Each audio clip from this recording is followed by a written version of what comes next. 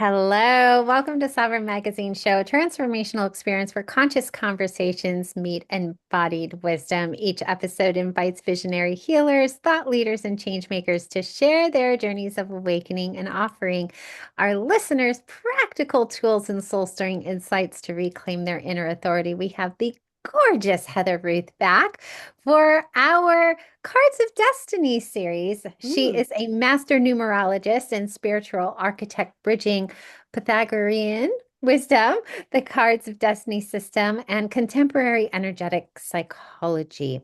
As the founder of the Pure Soulful Coaching, she crafts intricate blueprints of soul potential, translating cosmic alignments into practical pathways for human evolution. Her work helps clients dissolve ancestral imprints, activate dormant potential, and embody their sovereign design with unwavering clarity through workshops, personalized consultations, which we just gave some of our team members that, and advanced trainings. Heather draws on decades of studying vibrational laws, seasonal energies, and somatic integration to guide seekers through life's transitions with grace. So, welcome back. Gosh, Thank what do you you. not do?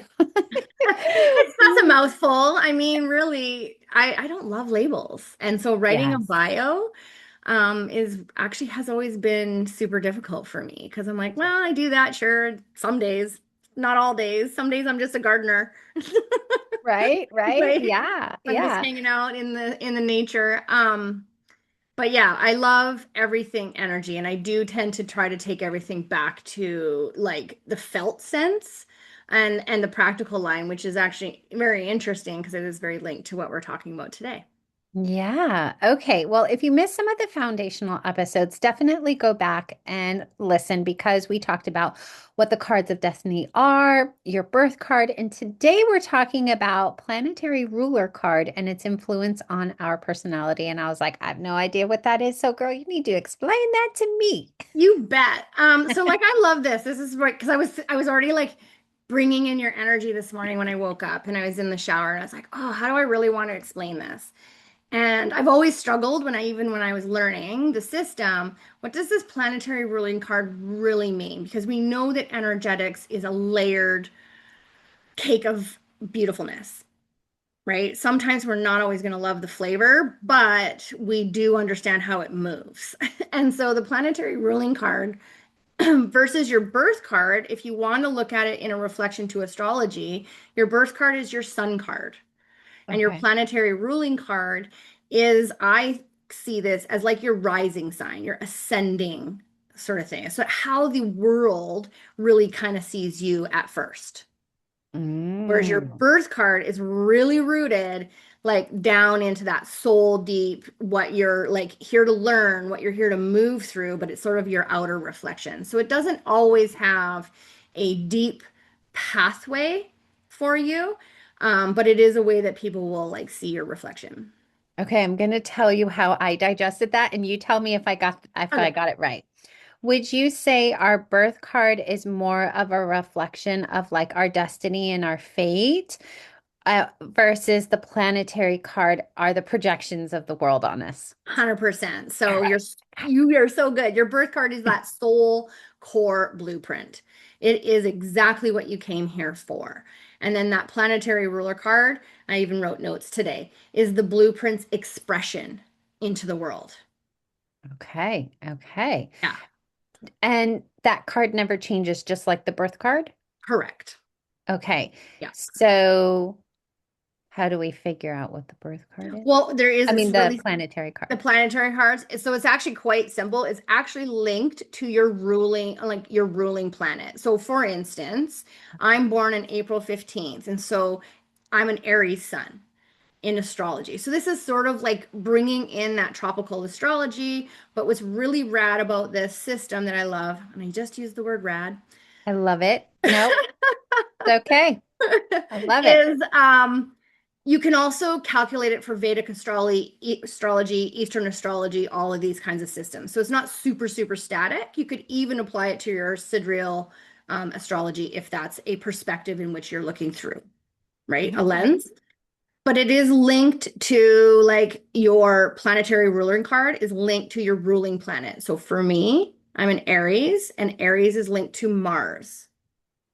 So And the planet that rules your zodiac. that rules my zodiac Ah, is Mars. And so then when you look at your birth chart, and I just went and found where my Mars card was, I'm like, oh, look at my Mars card is the 10 of diamonds. And so that's my planetary ruling card. God.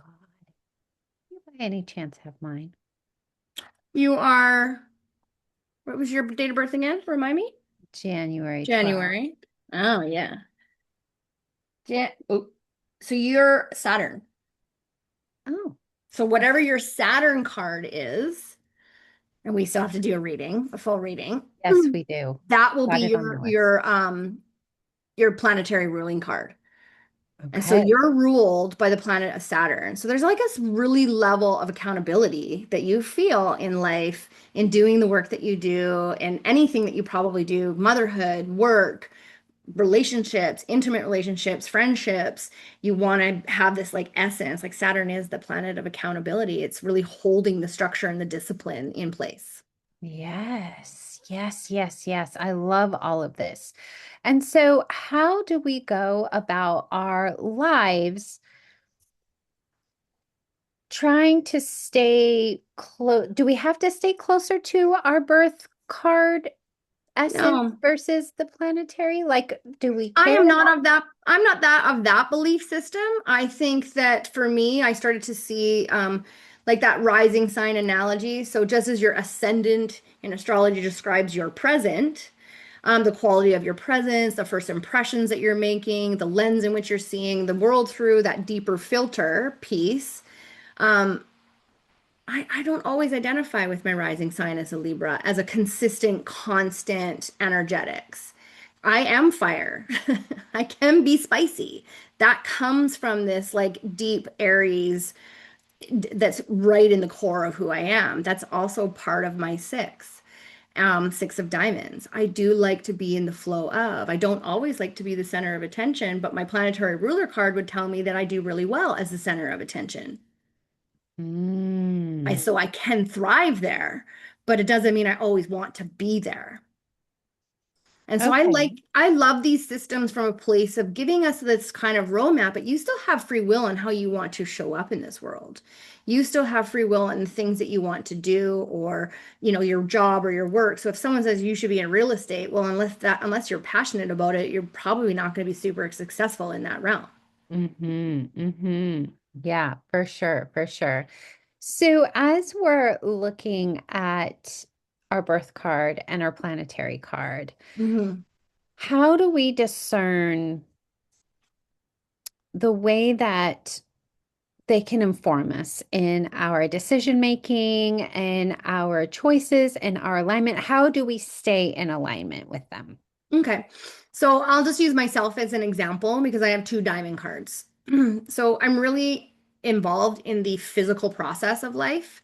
So with my six of diamonds card, I really had to learn how to be in flow with both my value, my ability to bring in resources, and whenever I would cling to one side or the other, which means I would either overpay my debt or I would ignore it altogether. Those are two very dramatic aspects. But when I'm in the middle, where I'm just sort of paying on time, I'm paying the right amount, I'm not overdoing it, I'm actually in much more flow in my own self-value. And then the 10 of diamonds wants to express itself like people would see, like I like material wealth, but also I don't because I actually like the abundance of the earth. So if you were to read the mundane, basic thing about the 10 of diamonds, yes, they can bring in great wealth, but it depends how they're seeing that lens. And so for me, I definitely don't deny that I want money because I know how the Who world works. doesn't? And what I would do with money would be like exponentially helping my community out and families that were struggling. That would just be who I am. I would like to give and nurture. That's the six, Mm-hmm. right? And the 10 is not about selfishness, and it can be seen as selfish, and that they get really focused only on money or only on this or only on that. And so there's like this beautiful aspect of fulfillment that I feel when I play in both. the abundance of nature, the abundance of like friendships or connections, and also the abundance of money that can come in. So it's the fluidity The of fluidity. the binary part of it. We need to be, yin and yang in it, if you will, like almost like an Absolutely. infinity sign, like we flow in, we flow out, we can, go in and go out. So when somebody is able to feel into their planetary card, I'm almost looking at it from the lens of energetics, and like I just keep imagining whether or not you're soaking up the energy of those around you, right? Like Mm, almost from a human design perspective, and I think you'll understand what I'm saying, where projectors get their sense of self when it's projected upon them, or like a reflector who, surveys the energy of everybody and can take it all in, right? Whereas for myself, I I don't get my sense of self from others. I get it from myself, but other people do, like a projector. If they're not getting those good jobs, right, then they're unable to know if they're doing a good job, and they might have a negative sense of self that day, right? okay. So how does your planetary card, if it's kind of this projection of the world on you, how does each of the 52 cards Mhm. correlate to a planet? Like that's where I'm kind of confused. Or are there Oh, okay. only a certain number of planetary cards? Oh, okay, well, let me just think about that. I don't know if there's just a certain number of planetary cards. So you actually asked me a question that's outside of my own realm of Good. knowledge. So good job for you. Something to research for me. I think of this more like the composite energy. So when you add your birth card and your planetary ruler card together, what is that composite energetics?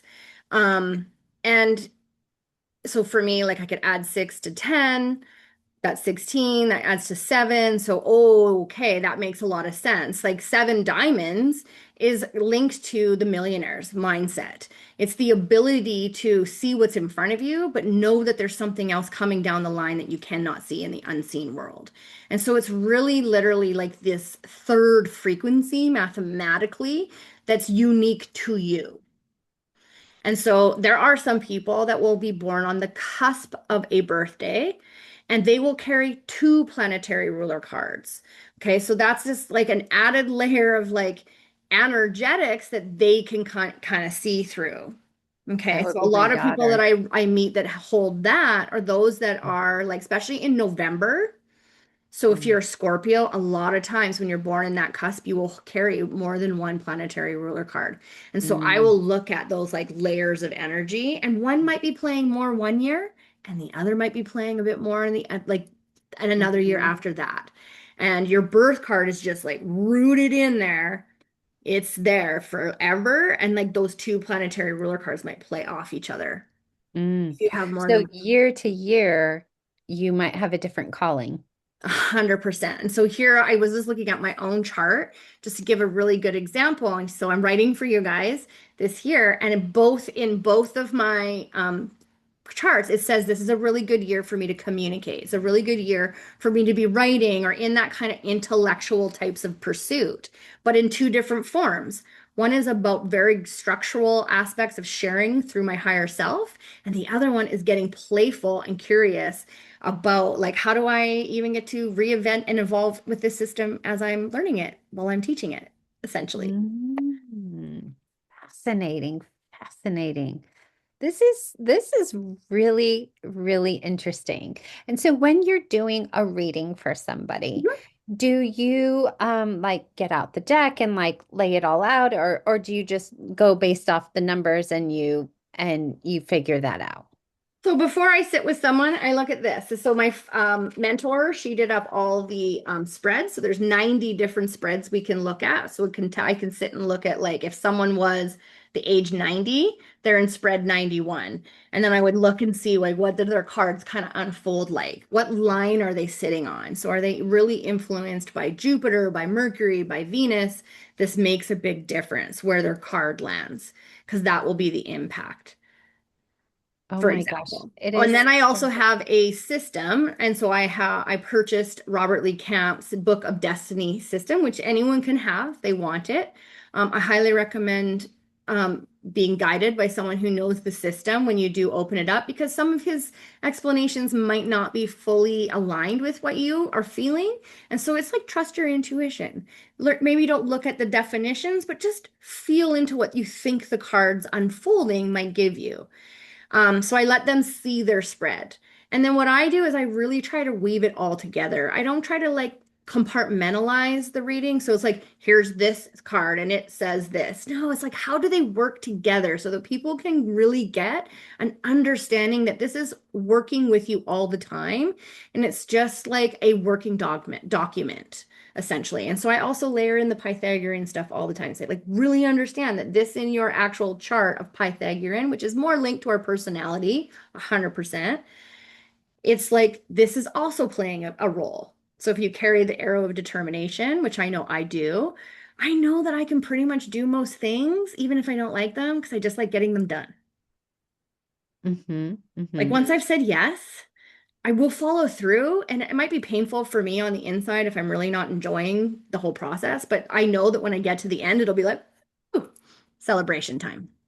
So Right. knowing that I have that ability, that strength to be determined, I'm determined to do what it is that I've set my mind to and my heart. Mm-hmm. Mm-hmm. Okay, so if there is one thing that you would want people who are very interested in this planetary ruler and birth card and all of that, what would you tell them if they wanted to know like one thing today? What would you say? I mean, besides the fact that they just need to come and get a reading from you because that would be the easiest. Know your birth card.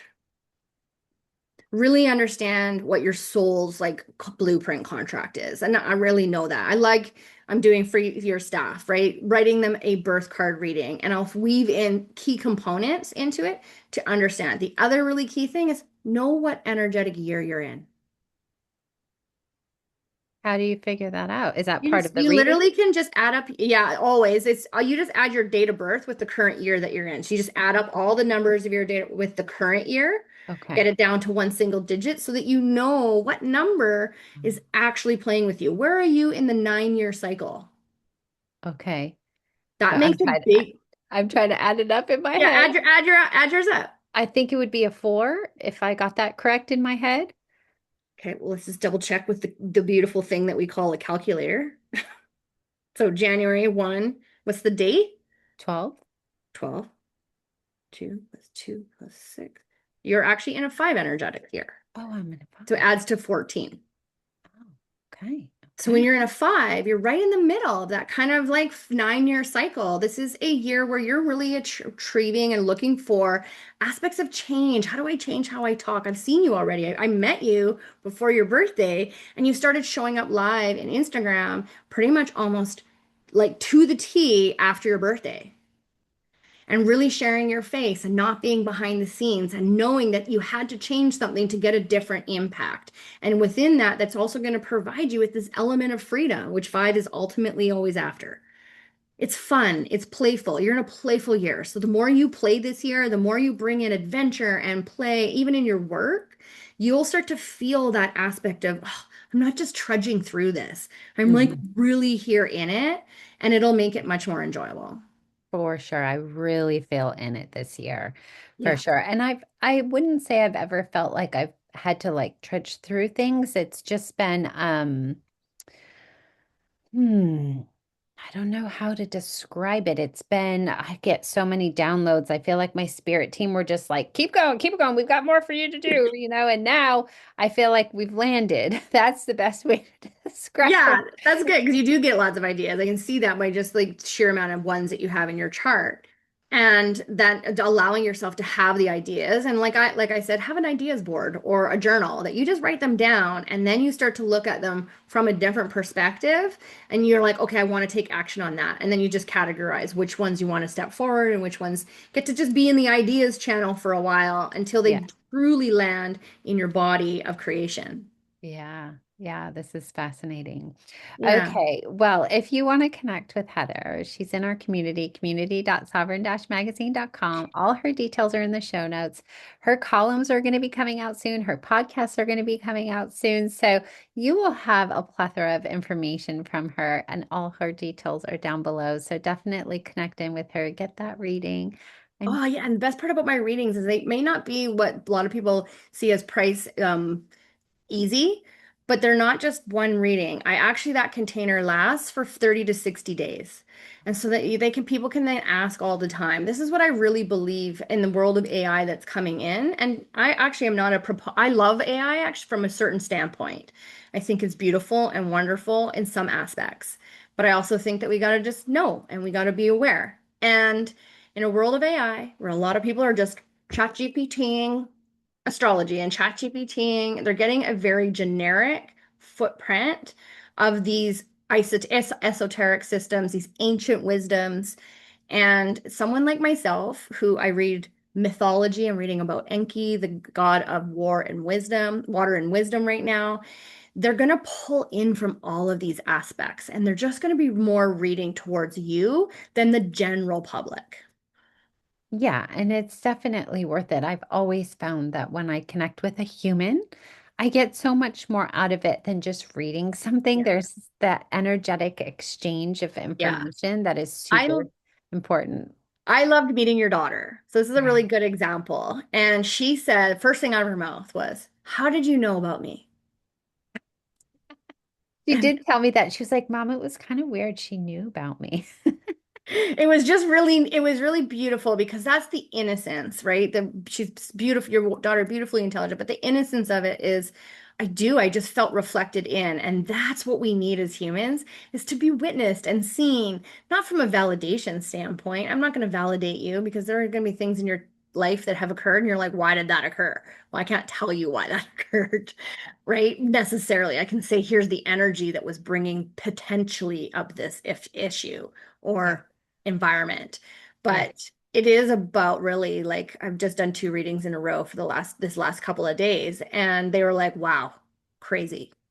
Same. My daughter keeps rereading your summary because it was just such a beautiful reflection of what she needed to hear in that moment. Like you just touched on whatever her soul was asking her to look further into that day.